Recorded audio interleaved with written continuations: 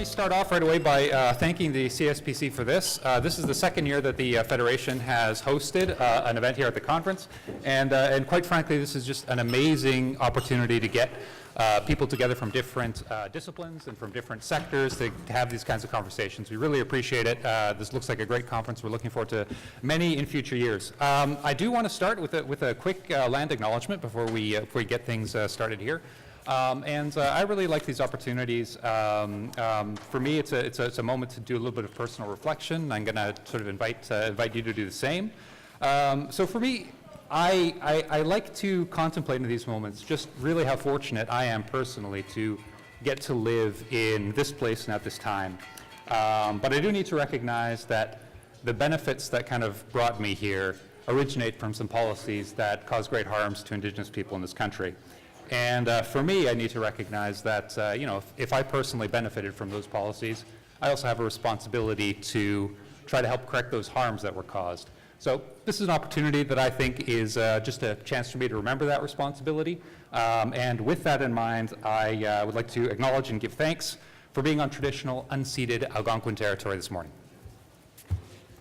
So I am actually standing in this morning for my colleague, Sonia Vanni, who is in your program, who sadly could not be here with us because she is suffering from a pretty nasty cough. And she decided a little while ago that you might enjoy listening to me speaking more than you would enjoy listening to her coughing. So that's a pretty high expectation on me right now. I hope I can live up to it. But she does send her best wishes to everyone here at the conference and her regrets for not being able to join us. So I am the policy analyst at the Federation for the Humanities and Social Sciences. The Federation is the national nonprofit organization that represents scholars, students, and institutions in these disciplines all across the country. And we're very happy to be here presenting this event as part of our Big Thinking series. The Big Thinking program is a flagship program the Federation does. And the goal is to bring knowledge from the humanities and social sciences to audiences across the country. And if you do a search for Big Thinking in the Federation in your search engine of choice, you can find all kinds of videos from exciting past events that we've done, and it's an awfully fun afternoon. So we're here today to talk about a major issue that is facing society, and that is the rapid development of new technologies and the effects, both the intended effects, the unintended effects, that these will have on different groups of people. Now, the motivation for this panel is that it is pretty easy to get focused on the development of the technologies themselves because, frankly, they are very exciting.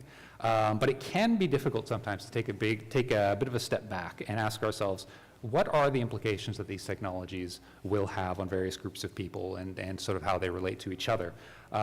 One quick example that sort of dates me a little bit is that in the early days of the internet, which I can remember, there was a utopian idea that a more connected world would become better informed, would become more open, would become more empathetic. And yet what we see too often these days is that, especially on things like social media, is we see sometimes the opposite. We are seeing people being more misinformed, closed-minded, and in fact abusive. So the question is, if we had known of these risks early on, would we have done something differently?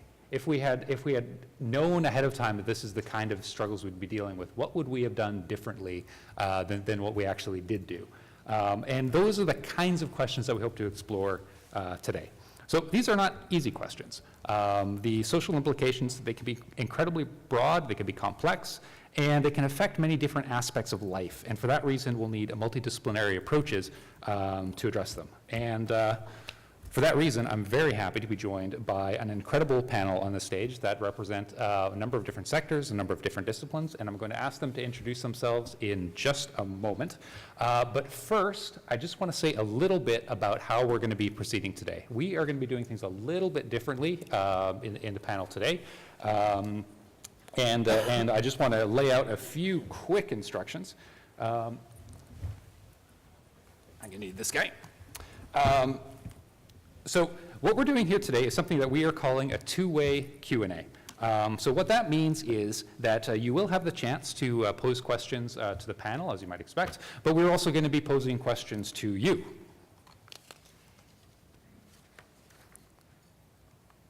see if this works. Okay, try the green. How about the green one with the arrow? Excellent. So our goal is today is to have as close to a real conversation in a group this size as we can manage. And our panel is going to help to lead us in that conversation. But we are counting on all of you to join in and help us out. So to help get things started, I'm going to direct you to these discussion questions that are up on the screen right now. Today, these questions are for all of us. So the panel is going to be addressing these questions, but we're going to ask you to address them as well. So these are our questions to you. So we're going to get started with a few comments from the panel here, but as you have comments, as you have questions about what we're talking about, please raise your hand nice and high. There are some microphones standing. We also have a volunteer with a traveling microphone. We are making a recording of this presentation, so please use the microphones for your comments and questions, so that future listeners can benefit from your great charm and wisdom. And with that, I think if you take a bit of time right now to sort of read the questions, get a few thoughts in order, we can also spend a bit of time introducing ourselves. And you have the names and the bios in front of you in the program. So I will just ask the speakers to just say a little bit about themselves and what excites them about this topic. And Jaigris, would you like to start us off? Sure, thank you. My name is Jaigris Hodson, and I'm Associate Professor at Royal Roads University in the College of Interdisciplinary Studies. My research interest concerns social media and its impact on information flows, and how the impact that social media has on our information flows has sort of changed how we interact with one another, how we communicate science, and how we communicate democratically. So I think some big social implications of some specific emerging technologies. I'm very excited to be here and at the conference in general today, but most of all, I'm really interested in engaging with you on a discussion of some of these cutting-edge technologies, whether it be, Facebook's been in the news most recently for fake news, propaganda, misinformation, and disinformation, or whether it's, as Dominic and I were talking about before we sat down today, the same implications as they apply to artificial intelligence and machine learning, which is just going to ramp up some of the problems that we've already seen, and it would be great to hear the perspective of all the brilliant people in the room. So thank you very much for coming today. Eric. Good morning. Thanks very much for putting this together. I'm Eric Meslin. I'm the president and CEO of the Council of Canadian Academies that got 3 very nice shout-outs at the opening session, so we're pleased.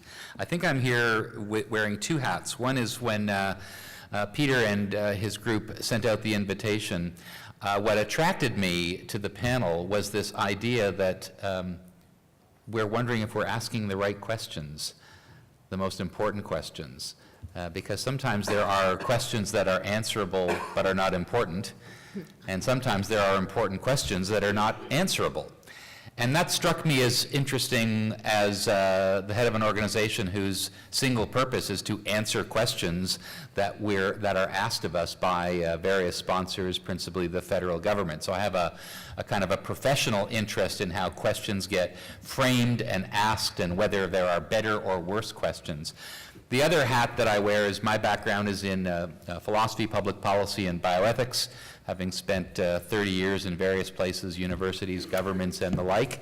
And my principal activity during all of that time was looking at ethical, legal, and social implications of various technologies. So I won't keep reminding you which hat I'm wearing when I'm speaking, but I come with those 2 rather selfish interests and a particular intrigue with how you all think these questions are being framed. A little bit of a spoiler, there's an embedded premise in that first question, and that is that all implications are always bad. That they're things to be concerned about means that something as a consequence is always inevitably and worrisomely bad or wrong. I'm going to maybe challenge that a little bit and ask us to make sure that we consider that the value-neutral nature of the term implications can be read backwards and forwards as being both positive and negative. That doesn't answer the question any more fully, but ask us to keep that in mind. Thanks, Eric. Yeah, Dominic? All right, thank you. Good morning, everyone. Just follow up, Eric, on your distinction between the different types of question. I think, who is it that said that to a complicated question, there's always a simple answer and it's wrong 99% of the time or something like that? Was it Einstein, or this is just an urban legend? I'm not sure anymore, but anyways. My name is Dominic Martin. I'm a professor of ethics at the School of Management at the Université du Québec à Montréal. I'm also trained as a philosopher. I work on question of business ethics, ethics and economics, and AI ethics now. I've been working on these questions for the last 4 or 5 years and then spending more and more time on them because they are becoming increasingly important. What else could I say? So the 3 main topics or projects that interest me regarding question of artificial intelligence and ethics are first questions of that will fall within the broad topic of what we call sometimes algorithmic accountability or algorithmic ethics. So how can we make the people that design or use all these algorithms that now power our commercial and social and organizational processes more accountable, or what are our obligations of being more transparent about these algorithms? So this is one, the first topic. Second topic of research within within questions of AI ethics is our question of the possibility of creating artificial moral agents. Does it make any sense, in fact, to even have that expression or that notion, and what would be the conditions under which we could have these systems? Because, of course, in a society where artificial intelligence is being used more and more, well, we need these systems to be, at the very least, ethically aligned with what people are doing, but there's a lot of very difficult questions there. And the third topic pertains to question of economic inequalities and artificial intelligence. For instance, the impact that artificial intelligence could have on work or on technological unemployment. So I think this is it. Yes. Thank you. It's fantastic. All right, well now, everyone, you have gotten a little bit of primer about what we're hoping to do today, what we're going to be talking about. You've met our panel, so I think we're all set to get the conversation started. Before we do, though, I just want to say that, as you may have noticed, we're going to be speaking primarily in English today. Mais s'il y a quelqu'un qui veut faire des commentaires, veut poser des questions en français, vous êtes bienvenus de faire cela. Nous ne sommes pas tous complètement bilingues dans notre groupe ici, mais nous ferons notre meilleur effort de vous bien répondre. So French commentary is welcome. We will do our best. And with that, I do want to kick things off. You've had a few minutes to look at the questions. I hope you have some thoughts bubbling. I'm going to start things off by asking the panel to address them. But this is a early warning that I will be turning to you before too long. So I hope to hear some of those thoughts. But Jaigris, I would love it if you could maybe help get us started with and maybe we'll just start at the top here. So in a time of rapidly developing technologies, what social implications should we be concerned about? Thank you, Peter, and I would like everybody to know that I was voluntold to go first, so I think Eric volunteered me. Thanks, Eric. Welcome. But actually, I want to speak to your point about this idea that not all implications are things that we have to be concerned with. And an important thing to keep in mind, and thank you for bringing it up, is that these rapidly developing technologies offer great promise. But that being said, to realize that promise, we do need to understand some of the potential pitfalls or challenges of implementing these technologies. And so, I could probably speak for the entire 90 minutes on different challenges or maybe negative implications that I think we should be aware of, and I'm sure the other panelists could as well. But I'm not going to do that, so I'm just going to pick one. And so for me, having thought about this question quite a bit, one of the pressing challenges that I see, or a more negative social implication, would be this idea of a lack of digital literacy, or a digital literacy that does not keep up with the progression of these technologies. Now, we think of the younger generation, specifically millennials and Generation Z, as being a digital generation. But the truth is, they are digital on one level. They understand how to use their technologies very well. They understand how to navigate a world of changing social media. They play video games, et cetera, et cetera. We've heard it all before. But people still don't understand the basics of what an algorithm is. People can't understand the basics of specific algorithms because companies, for example, like Facebook, or companies developing other kinds of artificial intelligence, Google, Amazon, Alphabet, et cetera, they don't convey that information. And understanding how algorithms work is a type of specialized knowledge that increasingly some people have and other people don't have. Similarly, the development of technologies from an infrastructural side is a type of knowledge that maybe engineers have, other people don't have. And on the other side, the people that have the specialized knowledge about the technologies, either programming the technologies or creating the technologies, they don't always have the social science knowledge to understand the broader ethical and human implications of the things they are designing, or the bias that they may be encoding into those algorithms. So this creates a new type of digital literacy divide, which I think is an incredibly profound implication that we need to figure out ways, policy or otherwise, to be able to bridge that gap. Because without it, people will continue to, I guess, fall into two classes of people, and that is those people who can control the technologies and use them in a positive way, and those people who are subject to the whims of, let's say the Zuckerbergs of the world, who create this technology often without a knowledge or an understanding of how a technology that they mean well with could go terribly wrong. So I'd like to bring that into account for my contribution today.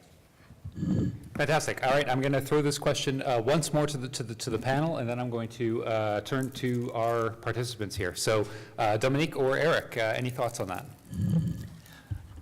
Sure, and apologies for the implied consent that appears to have occurred with me volunteering you to. So ethically, that was really bad form, but thanks for kicking us off. Two or three quick thoughts, and it builds on both what Jaigris said and what I think I started with. First of all, it's very seductive to think that this is now a new problem. How should we address the emerging, rapidly, pick your favorite adjective, for the new fill-in-the-blank technology? I think that's either naive or cowardly to think that this is only a new problem to face. For the following reason. I think we have always been, we as a society of humanity globally, have always been both fascinated and frightened by new ideas, whether they are manifest in something physical like a new technology, or whether they are manifest in a new policy development by a government. I'm not going to play fast and loose with local, regional, national, or international politics, but I think people can be just as fascinated or frightened by an announcement from an elected official as they can be about the announcement of a new nanopore technology in genomics. It just really depends on the environment in which those announcements occur and how they are framed. So the couple of contributions to be provocative that I would offer are the following. First, we are awesome, in particular, people in this room are awesome at what I would call the house inspection version of understanding social implications. And what does that mean? That means we are phenomenally gifted at describing and naming those problems. It's not your roof or your boiler. It maybe there's a problem with access to information or digital literacy, which I completely agree with you, by the way. It may be something as fundamental as consent or the balance of harms or benefits to individuals and the unfairness or the injustice of the distribution of those same items. We're really, really good at naming. Now, that's not a criticism of us, because in fact, the impetus for one of the largest and most successful naming of ethical implications program in the world was the Ethical, Legal, and Social Implications program of the Human Genome Project, designed and purpose-built not only to address and anticipate those implications, but to serve a political purpose. It was established by an act of Congress to give the U.S. $3 billion on the promise that James Watson made to Congress that he would map and sequence the human genome in 15 years, and if you're worried about the implications, please commit 3% of the federal budget devoted to genome science to those ethical, legal, and social issues. That was later increased to 5%. I know this program because I ran that program for 3 years, spending well over $75 million, and now over $120 million have been spent, purpose-built to anticipate and address ethical, legal, and social implications. It was a political act of naming and describing. So we should be very careful about why that problem works or why that solution works or doesn't work with respect to technology. The second sort of concern that I would raise is not so much about the individual topics like privacy or consent or access or discrimination, all of which are very useful, but that we haven't come to agreement about how we come to agreement on these topics. And I'm not trying to be cute about engagement. I mean, how is it that society comes to agree that these are the issues, that these are the important ones, that these are the ones we're going to address now? You heard Preston Manning made an elegant, I think, argument that said, we know what the problems are, now you need to start working on them, and I would suggest you do it just before the next election. So agreement on how do we decide. And the third and final bit, which sounds a little bit nuanced, but I think follows logically from this, is that when do we agree that we stop talking about this and it is solved for the time being? Because there is a kind of perpetual ethics machine that's going on where we're very good at naming and identifying, but we really like to do that, whether it's for academic benefit or for political reasons. But at some point you have to land the plane, make a decision that we've covered that topic as well as can be expected. So those would be my three concerns: the identification, the agreement on how we decide, and then when do we know that we've finished talking about it. And now I would love nothing more than to hear some thoughts from your participants on those first couple comments. If you have any comments on maybe let's focus on that first question right now that you'd like to share, or any questions from what you heard from the panel. Raise your hand nice and high, and we'll get a mic your way. We have one question right here. Excellent. Such bravery to step up so early in the session. Bravo.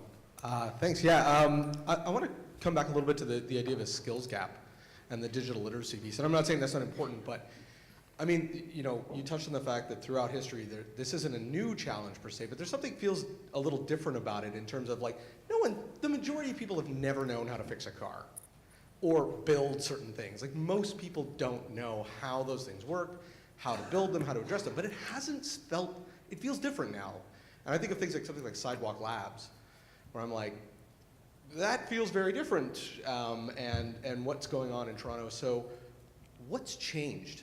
And what's really unique about this sort of now, as opposed to the problems of these skills gaps in history, where probably there wasn't this huge anxiety about, I don't know how to blacksmith, but it'll probably be fine.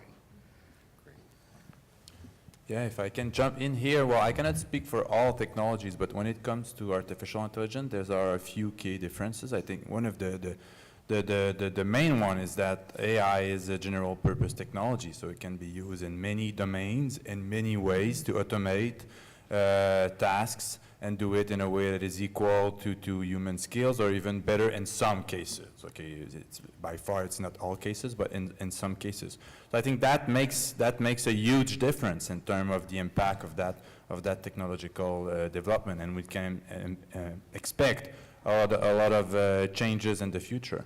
And another specific challenge when it comes to artificial intelligence is the fact that the technology itself is very complicated. Okay, and only a few people can really develop it and use it, and so far it has been the commercial sector mostly. Okay, so I think this is also a big difference. Of course, we've had digital divide before, and when, like, in the era of the development of the internet in the beginning of the year 2000, so this was a concern, and a true concern. I think that was a true issue because not all people had access to the internet. But what is different this time? It's not so, well, to start with, it's that it's not everyone that have access will have access to these technology, but it's also that there are huge inequalities in terms of who control the technology and who can develop it and benefit from it. So I think this is part of the issue for sure. So, excuse me. Yeah, building on that, and thank you for your question, I would also say it is a matter of scale. So, people couldn't fix a car before, but car was just one segment of the industry. Amazon controls so much of so many industries now. To use Amazon as an example, they started in books and then they just, spread out from there. And so now the data industrial complex is very huge, and it is structuring how we communicate with one another and things like how we vote in elections around the world. So this is a scale we've never seen before, which makes this idea of this digital divide, I think, more than a skills gap. And for me, the other factor that makes it more than a skills gap is the way people sort of orient themselves towards the technology. So it's not just whether you can program an algorithm, for example, but most people approach algorithms as a kind of magic. So when Mark Zuckerberg sits in front of Congress and says, oh, we'll use an algorithm to solve the problem of fake news, people don't have even enough understanding to realize that maybe an algorithm can't solve that problem, or at least can't solve that problem right now, or understand what the gaps are. And so this leads to people believing that algorithms are neutral, or more neutral, say, than a human making a decision, when what we know is that algorithms are profoundly biased. So I respect your question, and I do think in one sense you are absolutely correct. But in the other sense, I think it goes beyond simply a skills gap and more an understanding gap that we need to be concerned with. Thanks. We're all thanking you for your question because it's such a multi-layered question. Yeah. We'll find something to disagree with. We all seem to be in violent agreement at the moment. One of us may just have to step out of their role and say something that they don't personally believe just to see what happens. I'm not about to do that. I actually believe what I'm about to say. The blacksmith or the car or fixing your VCR or figuring out how to set your thermostat in your house during daylight savings time, it took me an hour to do that.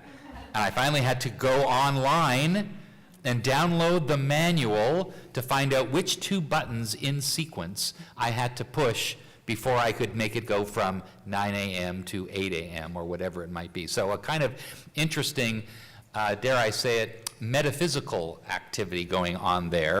That's slightly, with a slight bit of seriousness and hubris, because framing this only as a skills issue, as you, I think, really said well, maybe missing the broader question that you were asking, which was framed as, this feels different. You didn't say, I don't have the skill capacity because I'm lazy. If I went to a course, I would learn it. Some of us have parents who have phones that they don't know how to use, and they get frustrated, and then they buy another phone and think that one will be better, and they're still frustrated, so they say, forget it, I'm not using phones. That's not what you're talking about. You're talking about, I think, something much more profound about how we see ourselves in both a larger world. I mean, now we have, Curiosity is still functioning 15 years later on Mars. It was supposed to be working for 90 days. Wow, that's interesting. I wonder what that's about. All the way down to someone being able to look at data of a microscopic nature. That is mind-boggling, and I don't think that we are, it's not even a question of skill, that we are morally, politically, if you're religious, theologically set up to try and manage that volume, scale, and speed of information change. And I think it does, for many people, affect a serious kind of, you said before, existential feeling about who am I and how do I manage this kind of information. I don't know that there's a solution, but there are a couple of maybe bright signposts. I had mentioned in my opening remarks that this isn't new information, technology challenging us. And we are learning through a number of real-time case studies about how the speed of technologic change is something that can be managed. We're learning about it with respect to developing the next flu vaccine, for example. There's a nice piece in the paper this morning, 100th anniversary of of the end of World War I, but also the 100th anniversary of the 1918 flu and what did all that mean. So we have some experience in how to handle speed of technology, but I think the ratcheting up of its horizontality across the globe, that it is democratizing in ways that we're not prepared to acknowledge, is, and I'm a philosopher, not a psychologist, maybe that accounts for some of the unease, which is the only way that I think we can describe it. When you said it feels weird, I think you tapped into something very important. More questions, more comments. Right here at the front. Sorry, if you're at the back, you're really going to have to wave around for me. I have some lights in my face. We invited you to come to we the can, front. We did. also, There are if you're at seats the right back here. and we're not seeing you, there are also microphones on the floor. It'll make me easier to pick you out if you can walk up to one of those. But Hi. let's go with this question right at the front here Peter? because, yes? Hi, I have a question. You're right. Oh, in sorry, the you do. light. Oh, so, again, I'm Barely sorry. I'm blinded by the Blinded by headlights your- here. Please, This is- please. This is Sandra Lapointe. I'm at McMaster University. I happen to be a philosopher as well. And I have a question for you, Dr. Meslin. I don't know if it's a question or a reaction. One thing that strikes me is the fact that we might have to make a distinction between being able to answer a question definitively, finding a solution, and being able to make a decision about a certain problem at a certain time for pragmatic questions. Because you said we have to, find a time at which we found a solution, and especially when it comes to ethical questions. It seems to me that one feature of the development of knowledge over the last couple of millennia is that it has become increasingly complicated. Part of this is the fact that it is now rooted in institutions that are themselves increasingly complicated. So ethical decisions are very hard to be liable to solutions that are definitive. So I don't know if you want to qualify your comment or say something a little bit more about that. So I would thank you for your comment, and to frame it as a question, you might say, so what do you think about that, or how would you like to reframe it? I'm going to stick to my point just to be provocative, because the point I was making was not that all of these must be solved or we have to solve them. I actually have a healthy respect for the continuity of really tough questions not being answered. I actually like that idea, and it may be why those of us who have gone into applied ethics early in our careers, we have a certain comfort with handling that uncertainty, as opposed to colleagues who either have anaphylactic reactions to uncertainty and would just want to solve the problem now because it's uncomfortable to have uncertainty. I like to live in a world where there are both kinds of people, those who are comfortable with a certain amount of uncertainty and those who are not. My point about these ethical issues was not simply that we must solve them. It's that this is itself one of the concerns I have about the social implications framing. And that is, we haven't even agreed on whether there are certain questions that, no, we just have to answer it. Why? Because there's about to be a law passed or debated about restricting access to fill in the blank. This is not a private conversation. We've watched with Statistics Canada in the news lately discussing issues of access to data to carry out legally mandated activities. You can't, as a former mentor of mine once said, it's nice to be flying the plane and looking down and commenting on what you see, but at some point you have to land the plane and you have to make a decision. If you don't, and you run out of fuel, planes crash. So if you'll forgive the metaphor about planes, I'm not saying that we should only come up with solutions, unhappy though that might be. I do think, though, that we can make distinctions between solvable for the time being, and this is, in the philosophy world, we call this closure. At what point and what will count as sufficient closure about a problem that allows us to stop and then move to the next one? Because we can't be flying the plane on all of them all the time. Thank I do want to you. move us on a little bit. Thanks very much. I do want to move us on a little bit to the to the next discussion question. Although, if you do still have ideas on this one, you will get a chance to pose that. We're trying not to be too rigid about this stuff, but I do want to invite Dominic to maybe get us started on question number 2 here, which is, and we've addressed some of this already. Why do the social implications of technology matter? And I really kind of, I'm particularly attracted to the second part of this question right now. Who is affected?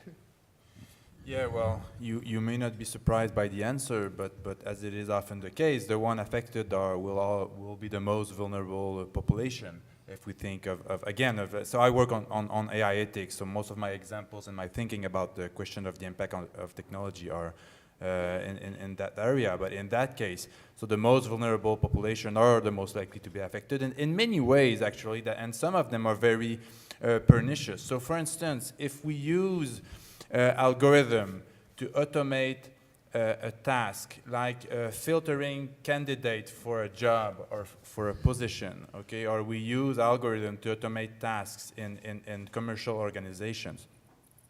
Well, often when we're dealing with people at the lower level of our organization, there is less human oversight, simply because there's more people involved, more stuff going on, and we don't have sufficient resources. But if we're dealing with people that are higher up in an organization, well, typically then there will be more human oversight, even if we're automating some solution or task. So let me give you an example. Let's say I'm a human resource management firm and I create some algorithm to filter CVs for a job application. And that's part of the services that I'm selling to my customer. And this is a very realistic example, by the way, okay? So if one of my clients wants to hire people for very low position in my organization, well, I'm likely to receive a lot of CVs, a lot of applications.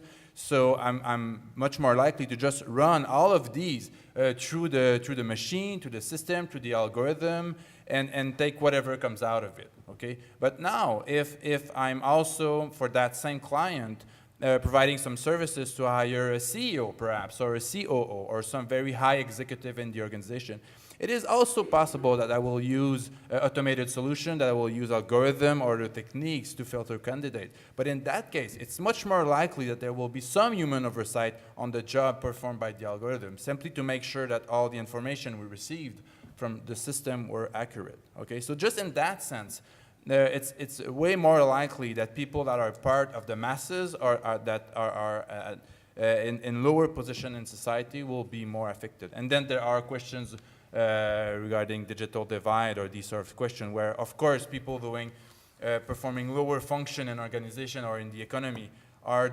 in most cases, not all cases, but are more likely, it's more likely that they will be replaced first, because in a lot of cases, it's easier to automate these tasks. Although this is not true in all cases, because a lot of higher skills now can be automated with the machine learning system and these kind of systems. But generally, they will be more affected. Thoughts, questions, comments on our first 2 discussion questions, please. Anyone? Do you have someone in the back there? Yes. Thanks for the help spotting here. Okay. First of all, I'm finding this fascinating. There's 2 things I want to say. First of all, when we keep on talking about this divide between those who understand, those who don't, those who are affected more, those who are affected less, I just keep on getting flashes of H.G. Wells and Eloy and Morlocks. I just don't want us to go there. But my bigger thought here is that when we talk about ethics are not just a monolithic thing. They vary across cultures, Eastern civilizations versus Western civilizations. They vary within cultures. We can see that the ethical standards of Silicon Valley, very much Ayn Rand focused, versus the ethical considerations in, say, government or academia. And then we have other situations where ethics just go right out the window because of a higher goal, I guess. And here I'm thinking terrorists who have absolutely no problem with blowing up thousands of people just because they're PO'd at somebody. So my question here is,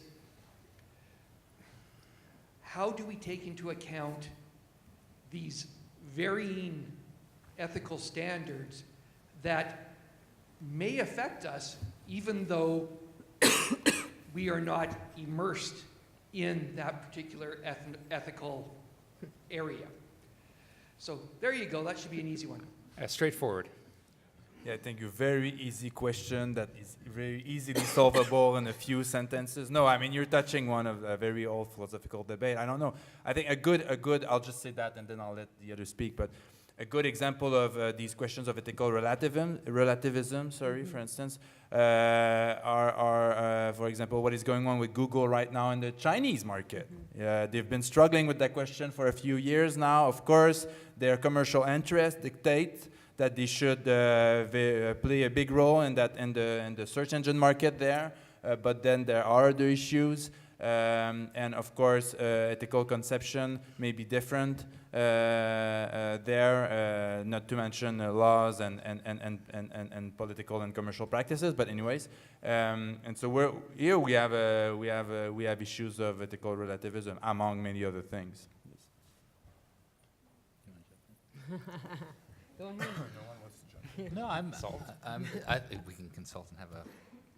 So I like the question too, and I'll come at it in a slightly different way, because the relativism point is spot on. It's too easy to say I have a set of ethical commitments that you can trace back to my family, my upbringing, my point of view.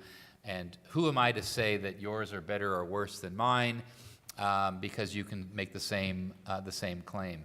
I think that's a little bit of a cop-out that we have to fess up to, because there's this other thing that's happening simultaneously, which is that we live either voluntarily or intentionally in a society and have an unspoken agreement to a social contract of how we plan to live or the environment that we want to live in. And so the tricky bit for me is not whether we should or ought to be respecting another person's point of view, but rather, is there anything resembling a common morality in a society like Canada's, where we accommodate, yes, the least well-off or the most vulnerable, however it was described, and yet recognize that there are many interests, not just ethical commitments, but interests, political interests, moral interests, economic interests that influence the way that we choose to live our lives. So the example of data, I think, is a nice one because it is so ubiquitous.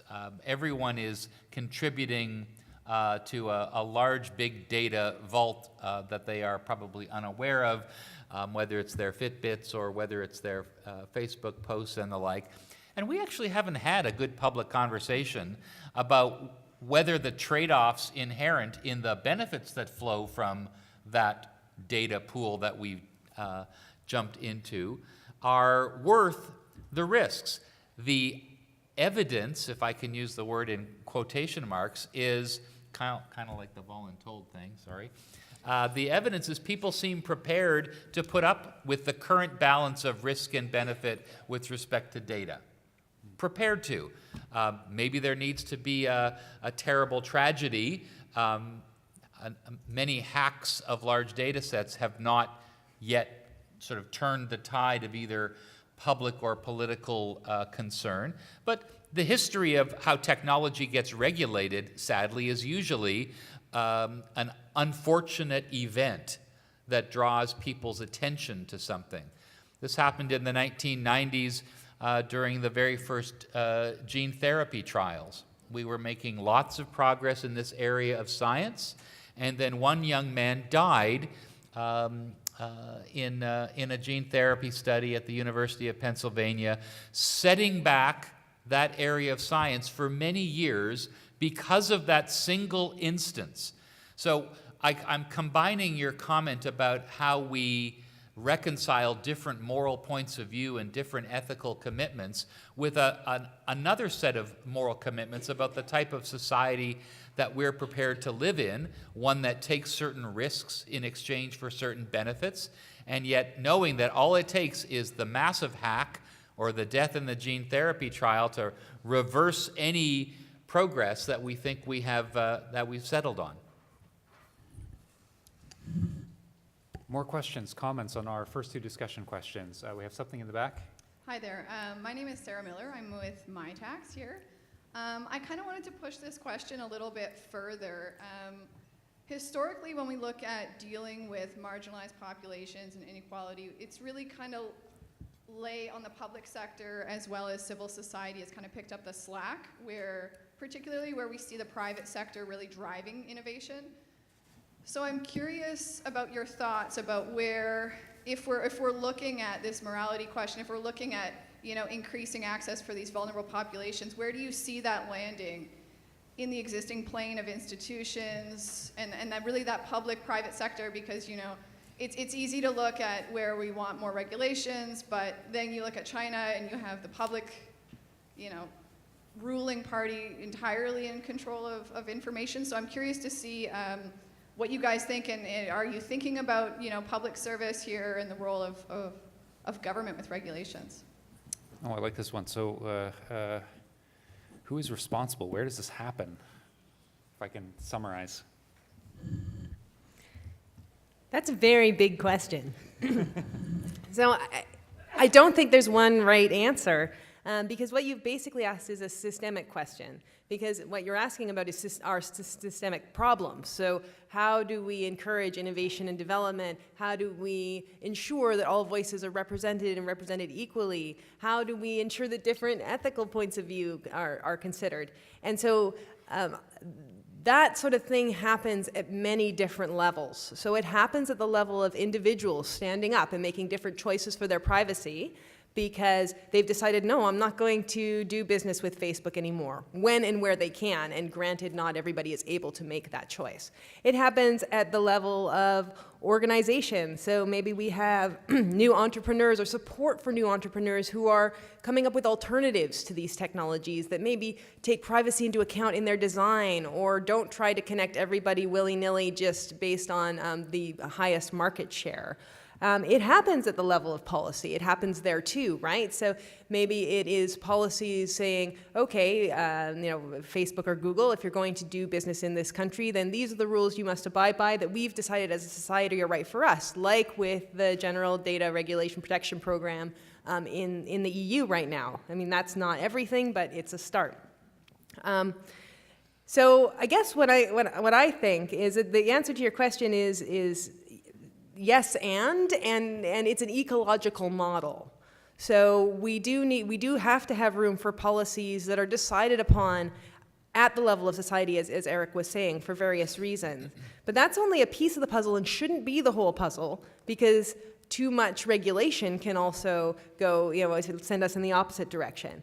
It happens at the level of the individual where the individuals can make those choices. And again, there are some populations, like for example, in different parts of the developing world, some people can't even get on the internet without Facebook because Facebook is their entry point into the internet. And then it happens, of course, at the community and organizational level too.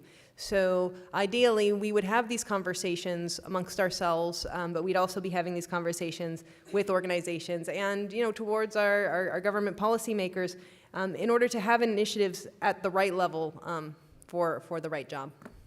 I will jump in here and just say I really, really appreciate that answer because it really gets at one of the reasons why we wanted to have this conversation here, which is that this is a multi-sector conference. Particularly focused on getting the research community together and the public policy community together. And I think your answer really kind of highlights the point that it'd be great if we had a third of us being private sector as well. That would be fantastic. Yeah, but maybe we'll take you guys on the road and we'll see what we can do. But more comments on that question. Yeah, please. just one quick thing on that question. So the question was like why it happens or who is responsible. And I would also like to add to the pool when it happened, because when it comes to AI again.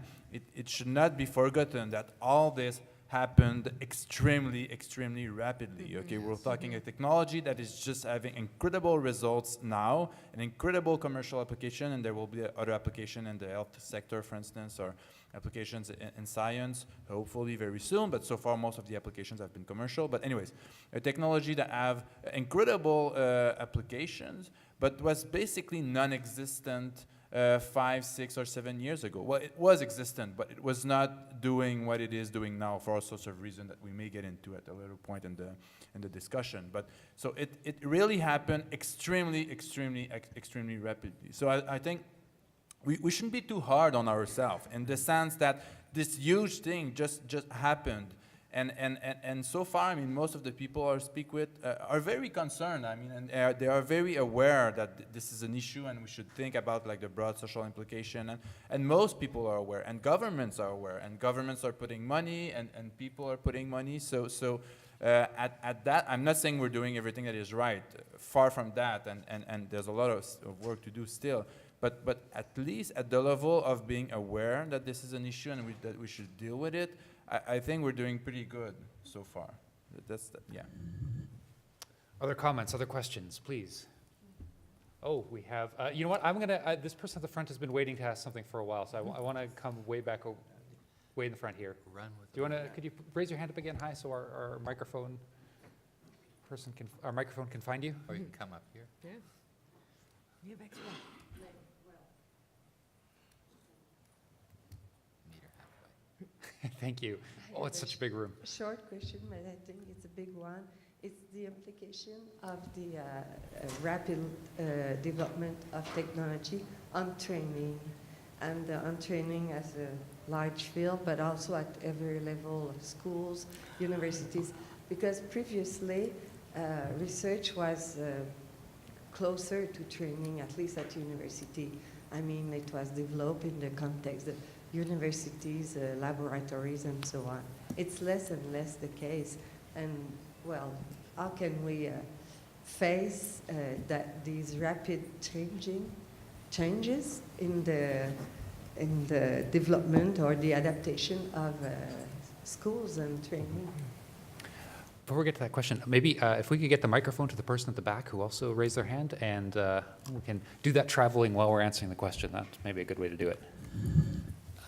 I think it's a great question because it sort of dovetails in with this whole theme that we're exploring a little bit about the speed with which things are happening and the goalposts moving from where they used to be. And if I understood your question correctly, it was these issues may have been somewhat esoteric when they were in laboratories and universities, and we had to worry about escaping recombinant DNA technology and then adapting a regulatory framework to prevent that from happening. But now we're seeing earlier development and training, not limited to universities. We are seeing them in polytechnics, we are seeing them in secondary school, all the way down to the younger grades. I mean, we could look around the room and embarrass ourselves by saying, what were you studying when you were in grade 12 biology? And depending on the age of the person who was answering, they might say, well, I was looking at, a dead cat or a frog. And if you ask someone who's a millennial, they're sequencing genes right now in high school. So we've seen a change in the curriculum, the awareness. That said, I think the way your question is so important for this discussion is this a skill training topic? We just need to be able to train people more so that they know how to fix the car, understand the algorithm? Or is there something more about appreciating these ethical, legal, social implications en même temps, at the same time, so that it's not simply an add-on? You study the issues of technology and then you are reminded, oh, by the way, there are also some ethical issues that you should be concerned about, rather than these happening coextensive. You can't do good science without good ethics. Well, in fact, some of the ethics is informed by the science that's being developing. I myself don't mind admitting that I first became interested in the field of bioethics in grade 12 at a high school in Toronto when my biology teacher came in one day dressed like the cell. Came in dressed like a cell and then asked us to study for 1 year, he called it a social issue. This was in the 1970s. And at that time, in vitro fertilization was an idea. It had not happened yet. By the time we finished our project, Louise Brown was born, the first test tube baby. That shocked our high school class, and I think changed the way that high school teacher, whose name is Marty Greenberg, and he's still very much alive, and without him, I probably wouldn't be sitting here. But I think it comes down to the awareness of those teachers. Well, second, if you don't mind, Mr. Chair, is let's not forget, and I think you made this point very well, Dominic, that the non-public, the private sector, the industrial sector, are quite well aware of these issues. This is not like as if the old days only people in universities are moral or ethical and concern themselves with the implications, whereas those in the private sector have no morals, no ethics, and are concerned with, I mean, I don't think that was ever true, but we're now seeing a confluence of the ethical considerations going across and between. Some of the leading practices in ethics are happening at cutting-edge technology companies and industrial environments. So I appreciate the question. I think there's more to say on this topic. It's a really, really great question. We did have, I do remember there was a hand in the back of a while back that I'd love to address, and then we have another one in the front. Hi there. I Did you have, questions, excellent. If I can go. Thanks very much for this important panel discussion. My name is Leanne Gillespie, and I'm a postdoctoral fellow with one of AgeWell's National Innovation Hubs, and I have a background in health policy and ethics. And it's more of a comment, I guess, but welcome your comments about the misconception that all... Could you put the mic right up to your mouth? Yeah, thanks. Is that better? Okay, the misconception that all implications are always bad.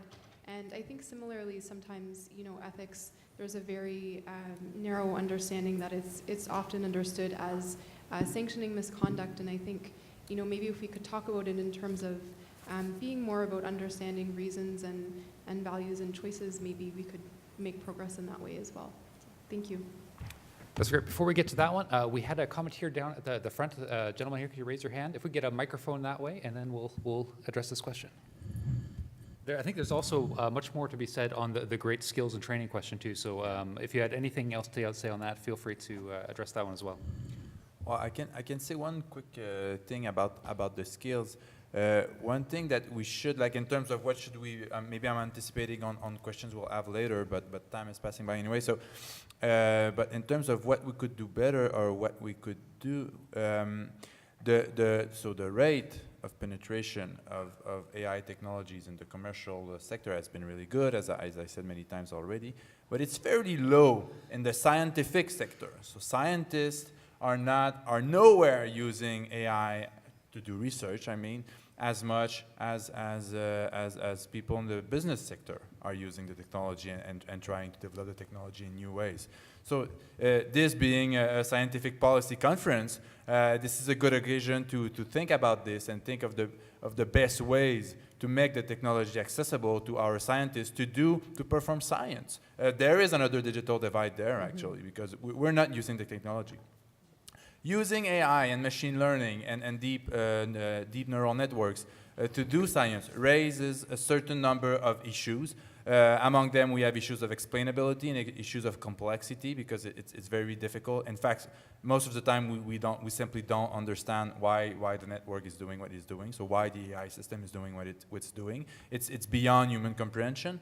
But still, we need to find ways to harness that technology and take advantage of it. That's a bit. It's not exactly the education or skill question you asked before, but this is another aspect of the question I think that is very important. Other thoughts on the panel?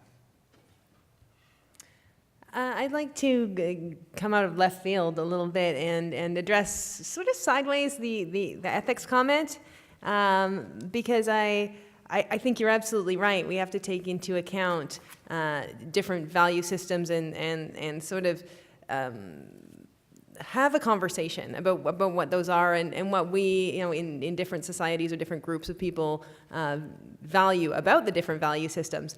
And I'm going to throw a little bit of a wrench into that, given Dominique's field of study, and say, well, what happens then when AI develops to the point where it's making autonomous decisions? And will AI have its own value system? And what does that look like? And what is it learning from? And what kind of culture is developing there?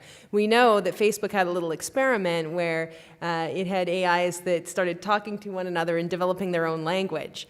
Now, subscribing to some philosophical models of culture, language is a building block to culture. It's a stepping stone that gets us to culture. So if AIs can start by developing their own language, is it not within the realm of possibility that one day they may develop their own culture and have their own values, or a value system maybe we will develop in concert with AI that might change again? And I think that maybe will add another spanner in the works of untangling this ethical conundrum. We had another comment in the front, and then I saw a hand in a gentleman in the middle of the room had a hand up. So maybe if we could get a mic that way, that would be great. And you, sir. Bonjour, I'm Jaigris. I'm postdoc at Harvard Law School and bioethicist by training also. So you touched base a lot of interesting topic. One of them is the shared responsibility towards making sure that we are developing socially responsible technology. The other one is to find fix to make sure that it's done. And there's like a soft consensus with a magical term or magical formula saying by design, ethics by design. So one of the things that you were saying, for example, Dr. Martin, is the fact that algorithms are black boxes. And it's hard to know what's inside. We know what's the input or the output, but maybe magically by design we could make sure that the algorithm are good. And I discussed that with friends that are data scientists, and they were saying, yes, my firms just gave me a training on ethics by design. Oh, wow, that's nice. What did you learn? Mainly that we need to make sure that our algorithms follow the law. Oh, yeah, okay, that's part of it, but not all of it. Did you test maybe your biases, making sure that there's no bad influences on vulnerable population or systematic influences or impact, etc.? Oh, no, that's not ethics by design. So maybe as an academic, I'm more demanding than that, but still, it seems to be what is done or what's advocating within the industry or the private developer using a magical formula, ethics by design.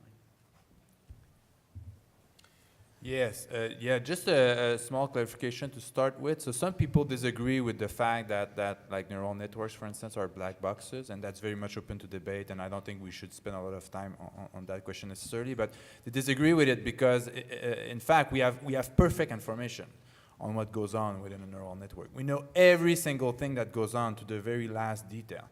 The problem is that it is so complex that we cannot comprehend it.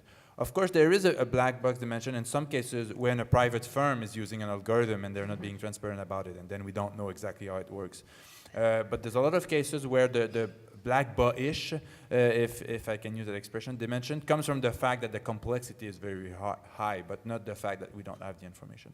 But now, to back to your question, well, so ethics by, well, yeah, obviously, I mean, ethics by design is more than compliance with law, okay? So I think we'll all agree on that.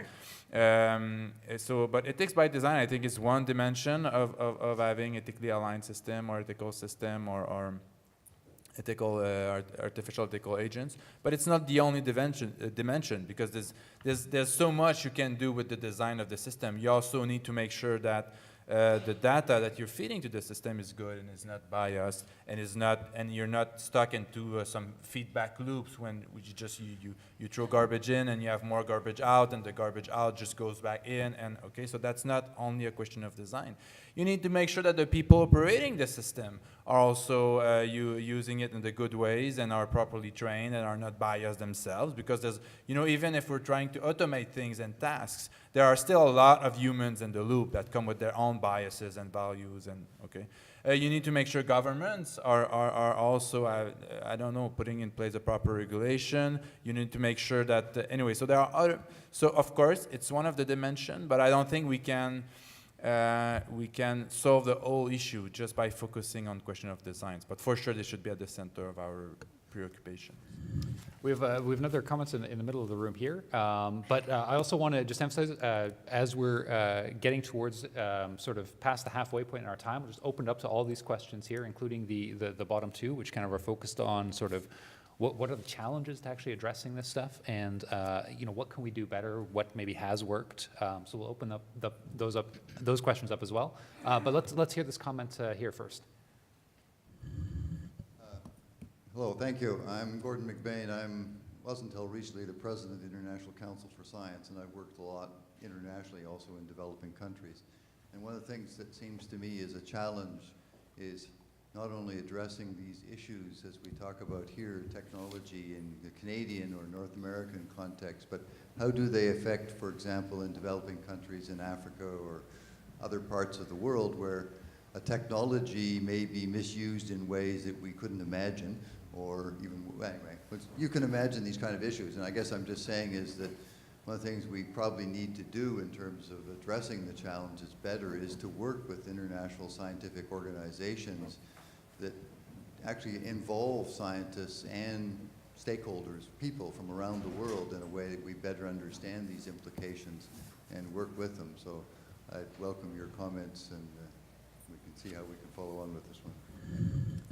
That's great. And if anybody has any other comments, if we could set you up with a mic ahead of time, that would be really great. Any other hands? We have a hand in the back there.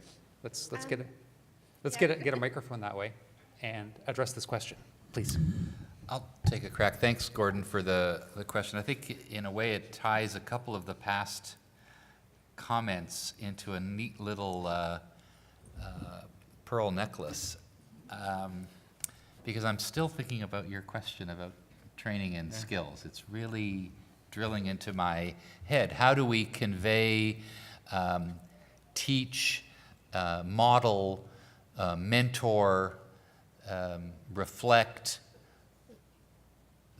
what we have been talking about? Because in a way, the tried and true model of teaching about ethics or applied ethics, certainly within the formal institutional environment of schools and universities, has been an odd little dichotomy between some fairly dense theory, you know, read your famous dead white male philosopher, and then go on to the next one, and then go on to the next one. And that's not a criticism, well, it's a criticism, but it's not meant to be taken too provocatively. The learning the theory, there's stuff you just got to know if you're going to have an informed conversation about ways of living or ways of knowing. And then the innovation in probably the 1960s to think about applied ethics, whether it's in environment or medicine or in business, was to start looking at cases and examples. And somehow, pedagogically, we got to the point where we comforted ourselves with teaching by negative case example, the don't do this model. You know, bioethics and medical ethics is maybe most famous for this because it's got the 60-year history going back to the Nuremberg Code, and one should never do those things that were done there. And think about it, teaching medical students today that you shouldn't do those things is sort of missing the point about what ethics can be about. So I'm thinking about this skill training capacity issue, and even Michael Strong mentioned capacity in his remarks this morning. So how is it that we translate, transmit, communicate these issues? Some of it is about theory, some is about practice, but I can tell you most times we don't think about the virtuous, well-performing, excellent scientist that we teach about regularly. We're starting to. We've got Gardner Prizes and Friesen Prizes, but we're still way, way, way, way back, you know, down the road. in how we teach about this. So how does that connect to the last, or a couple of the other comments?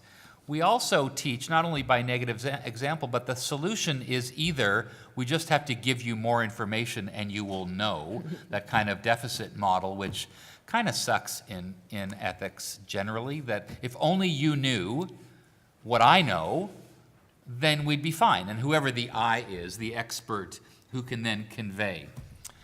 And yet, we're fairly biased as to who those experts are. So this comes back to Gordon's comment, in my view. Much can be learned by going elsewhere with a certain amount of humility and openness. And I have found, as I suspect many people in this room have found, that if we presume that the enlightened, fill in the blank, West, economically developed countries, G7, G20, are the ones that are the most advanced morally, you will be committing an error of historic proportions. Because economic development does not equate with ethical development. And in fact, much of what we have learned about, again, my AI is your area of expertise. I spent much more time in the health field. We have learned more about things like access to healthcare, development of technology, community engagement, ways of knowing from environments outside of our protected environment that we're coming from than in the health field than in many other areas that I can think of. So I see these as being connected, not just the ethics by design, which I think we all are in violent agreement that if it's all about compliance, you know, let's just stop right now. Let's just go have lunch because we've missed a phenomenal opportunity. It comes down to the teaching, and I think Gordon's point of looking elsewhere can be quite humbling and often quite productive. The traditional disciplinary silos that we see in teaching, especially in higher ed, that we see in research, and that we see in technological development are not up to the task.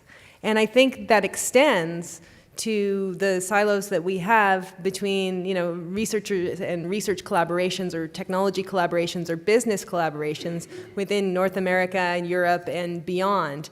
I think Eric's absolutely right that we do need to look and be guided by the moral compass of people from other countries, but also here at home.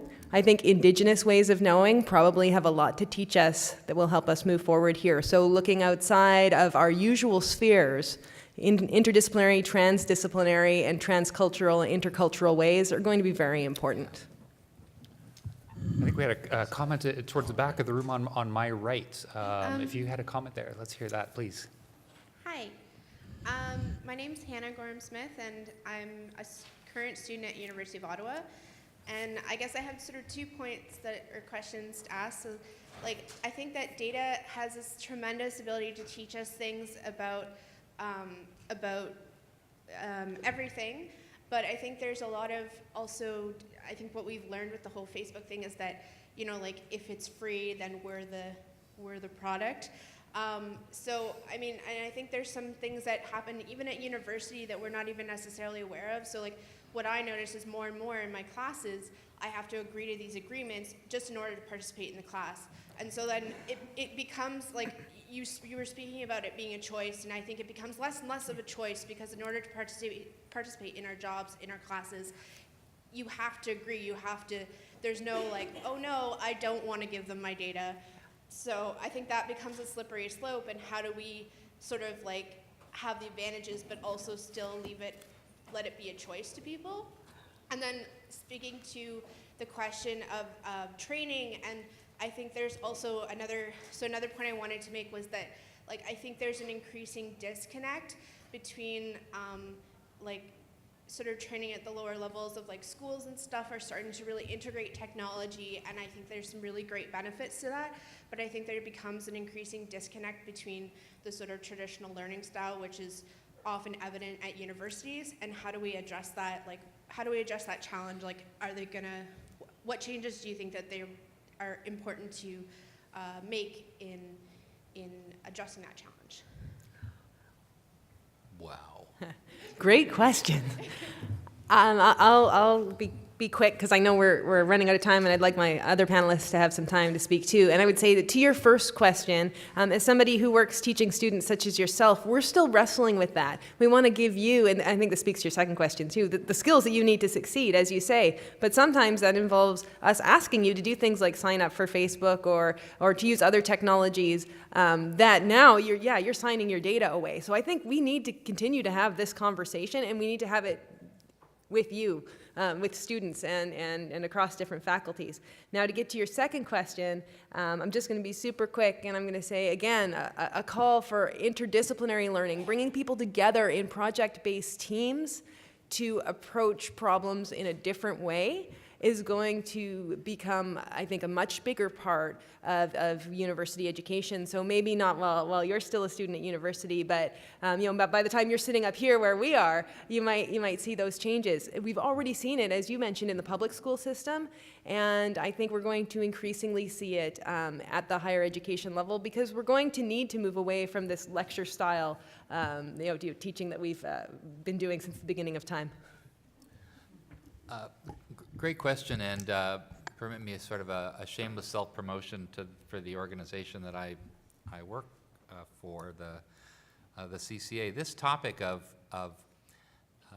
what is known, what isn't known, and how do we reconcile the two is sort of our raison d'etre for answering questions when we're asked by federal or other sponsors. Sort of summarize, what do we know about something?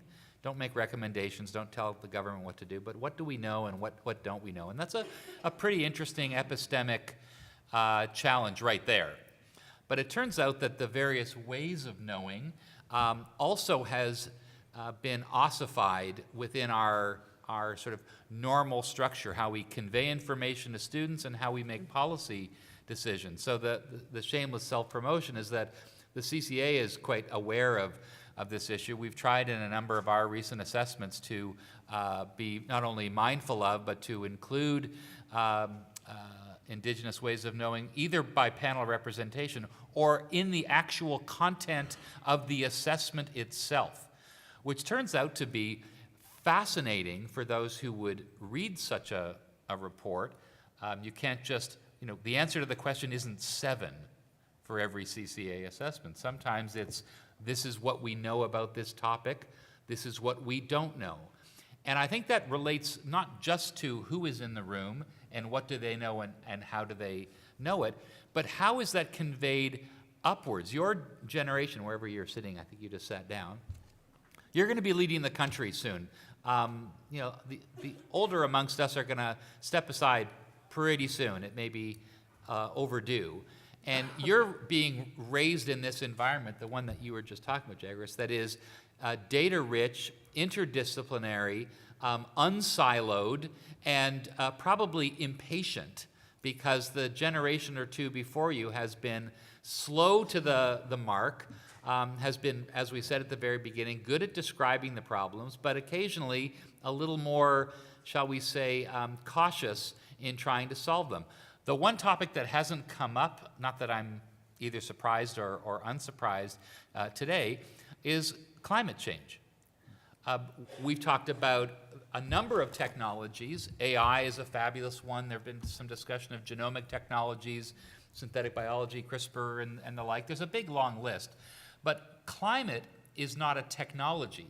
Climate is the name of a category of activities that affects everything and all of us, and is indiscriminate in its way. So some of these ways of knowing or epistemic issues, ways of teaching and conveying, we just might want to take a really good case example like climate and figure out how that problem fits into our entire discussion.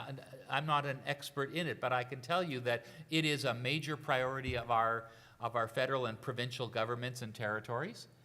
It is one that cannot be avoided, and if it is avoided, we do so at our peril. So it implicates all of these issues that we've been talking about. So I thank you for your comment. So as we get towards the last couple of minutes here, I'm going to turn mostly to the panel. Apologies to anyone who still has comments or questions to provide, but I do want to make sure that we spend a bit of time on this question number 4, which is what can we do better?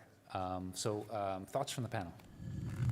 All right, thank you, because I wanted to say something on that. In fact, let me say first, I think what I think we are doing right. I think that was also one of our question, was it? It was one of the sub-question of question 4, I think. Anyways, what we are doing right. Well, again, when it comes to AI, I think what we are doing right is that we're pretty much very concerned about the social implications of the technology. And pretty much everyone agrees that we need to do something about it and devote some time thinking about it. So that's one thing that we're doing right. The other thing that we're doing right is that even in the private sector, there is some sort of, at least publicly, some sort of a default bias for being like open and transparent about the technology. Like big firms like Google have made their AI platforms, TensorFlow, available online. The code is open source. So there is some general tendency towards openness. We're far from real complete openness because a lot of it is hidden from us and there's still a lot of trade secrecy involved. But at the very least, like the default position are the one that is to be open about the way that the technology works. So these are 2 things I think that we are doing right so far. What can we do to better address the social implications of emerging technology? When it comes to AI, we need to understand what are those social implications, because at this point, we have no idea whatsoever. All this came so fast over just a few years. It's very particular and atypical. It's a huge scientific breakthrough, technological breakthrough, and we just have no idea about the social implications at this point, because they are potentially huge. So this is certainly something that we need to do, more social sciences or more research in the humanities, broadly understood education or other fields on the implication of the technology. Thank you. Jaigris, any thoughts on the... Yeah, go ahead, Jaigris. Yeah, just quite simply to build on what Dominic said, let's invite more voices to the table. And let's continue to have conversations like this, but make sure that all the stakeholders are involved, including those people who are most impacted. So the people that you would not expect, somebody who works 2 jobs in retail to pay the bills, but uses or is profoundly affected by AI. Our indigenous communities, people from other countries who are very different than ours with other, cultural needs, like people from Myanmar, for example, right now, who have been, just profoundly affected by Facebook. So I really think we need to invite more voices to the table and understand that this isn't just a technological problem, and this isn't just a policy problem.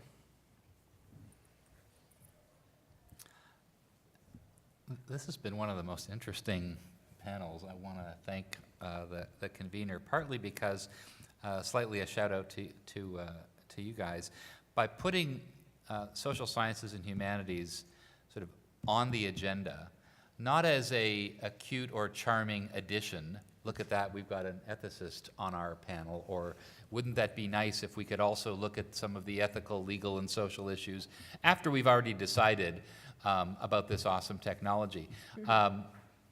I would say that there are some not only enlightened people in the room here, and you know who you are, who are working on these topics within the structure of the federal or provincial governments, quite aware that the impediments to certain advancements in technology are not simply let's get people to understand this cool new thing that we've built, and if only they understood it, they would go along with it.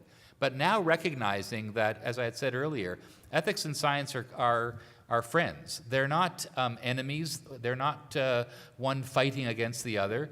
The value of the knowledge that is generated by thinking about these implications will actually bear considerable fruit. It's like a deposit in a reservoir of goodwill for society to think that we are now talking about these things as good ideas, big ideas or big thinking ideas, and that the sort of rationale is no longer about protecting the public against a bad thing happening. It's engaging the public.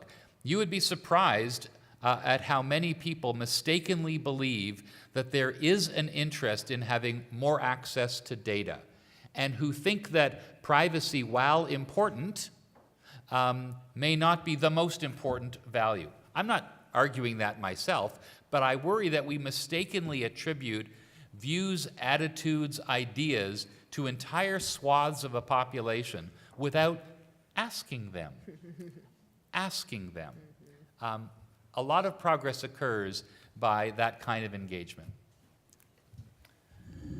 And with that, tragically, we're going to have to wrap this session up. My thanks to everyone here on the panel and all of you for all the great questions. As chair, I feel I have some small obligations to offer some wrap-up thoughts. I think primarily the thing that really struck me in this conversation is just the incredible importance of diversity in a number of dimensions. And the one is that the impacts of the things that we do in so many different areas are going to have very different effects in different groups of people.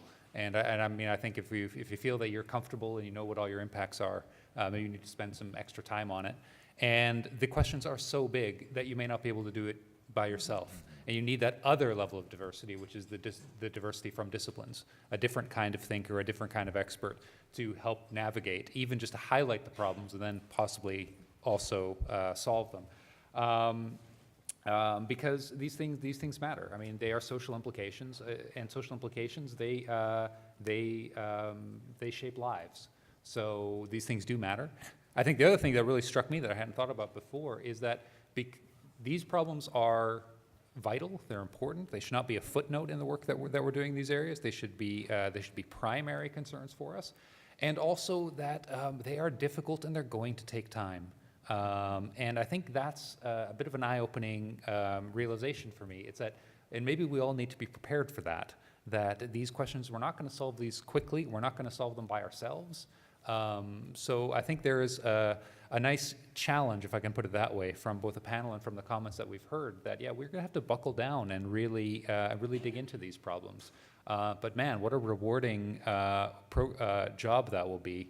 I'm a little bit jealous about the young people in the room who will get to really dig into this stuff in the future.